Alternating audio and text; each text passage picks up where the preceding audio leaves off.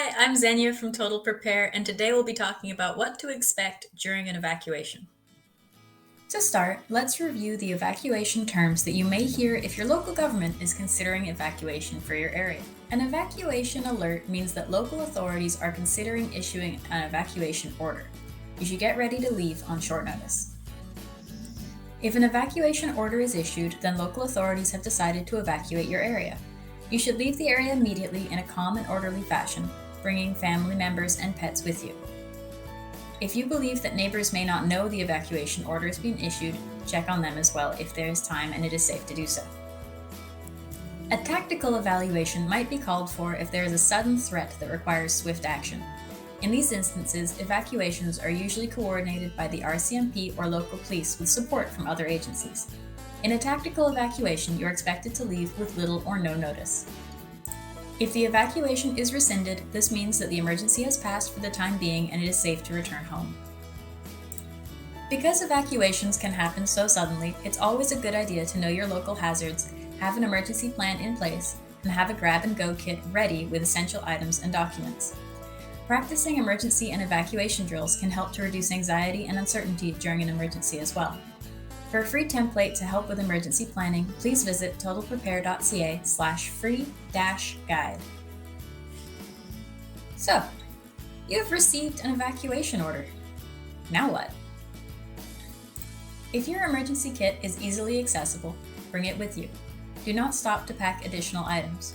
Do not leave anyone behind, including pets.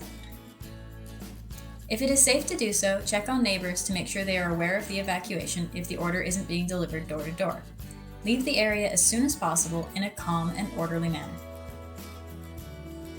If it is safe, make your way to a support location designated by your local government or Indigenous governing body. Supports will not be available in other places.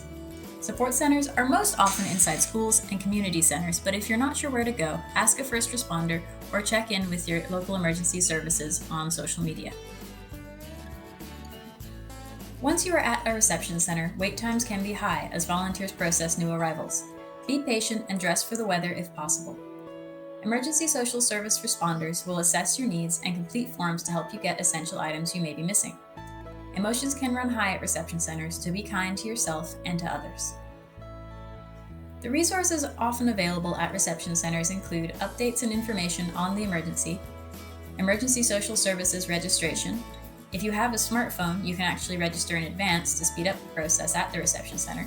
Where to do this will vary based on province.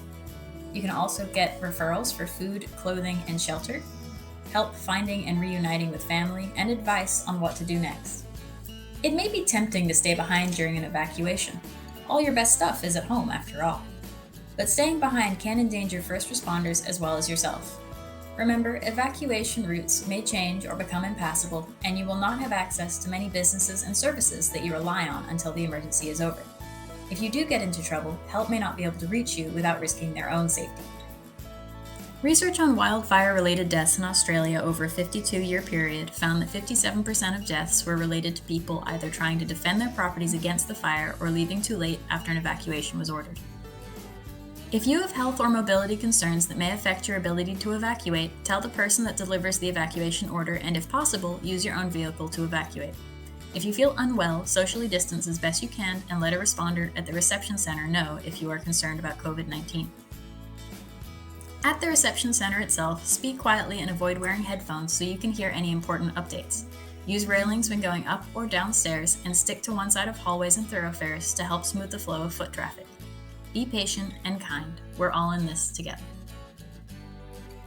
We hope you enjoyed this video and found it helpful. Thank you very much for watching, and we do hope you'll visit us at totalprepare.ca. Remember, be prepared, not scared. Till next time.